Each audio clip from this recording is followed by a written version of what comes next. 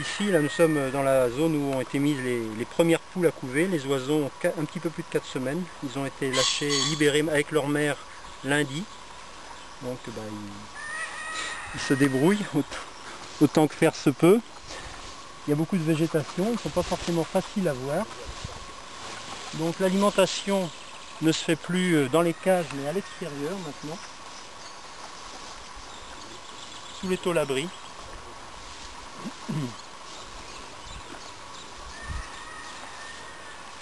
Où on retrouve les séparés et non pas mélangés cette fois-là, à disposition.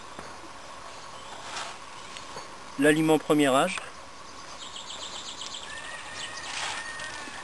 l'aliment deuxième âge,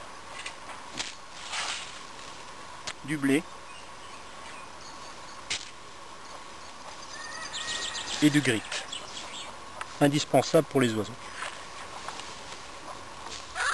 Dans le cadre de la convention Faisan, signée avec l'ACCA de Saint-Brieuc-de-Moron, nous baguons tous les poussins qui sont produits sur cette zone. Donc environ 200 poussins seront bagués, une bague que l'on va mettre à l'aile afin de pouvoir suivre leur dispersion dans le temps.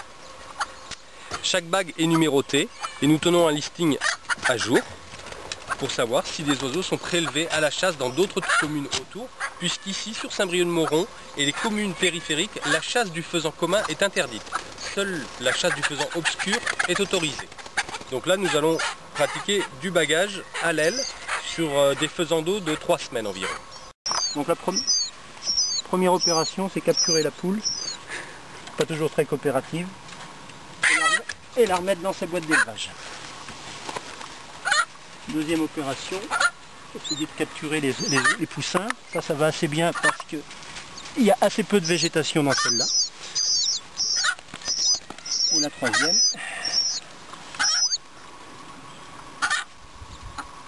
pose de la bague à l'aile.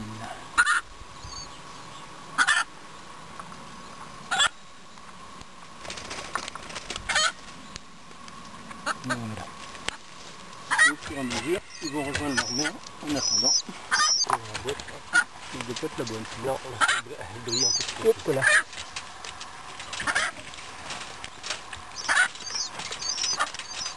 C'est un petit peu choqué là.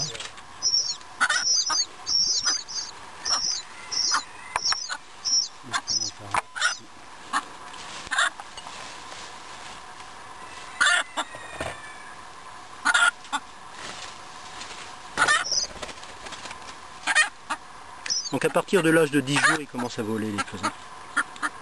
Dans les parcs déjà. Si bien que quand ils sont libérés à 4 semaines, ils n'ont plus beaucoup. Ils ont déjà de bonnes capacités de défense face aux prédateurs. D'autant plus que la clôture électrique les protège des renards, qui est le plus gros problème. Montre-lui la bague de sens en tournant l'oiseau, ce que ça donne. Et voilà, chaque bague a un numéro. Donc là on a le 7401. 7404 et donc à partir d'un listing de correspondance on retrouve d'où elle vient. C'est bon. C'est bon. Allez. Donc il faut bien faire attention quand on pose la bague à ne pas endommager les muscles et les nerfs du poussin. Donc la zone rosée ici, les deux branches du V, ce sont les muscles. Et là on a une zone de peau où il n'y a absolument rien. C'est pas douloureux pour l'oiseau, ça saigne même pas, il n'y a pas de vaisseau sanguin à cet endroit-là, et ça n'est pas du tout handicapant pour la suite.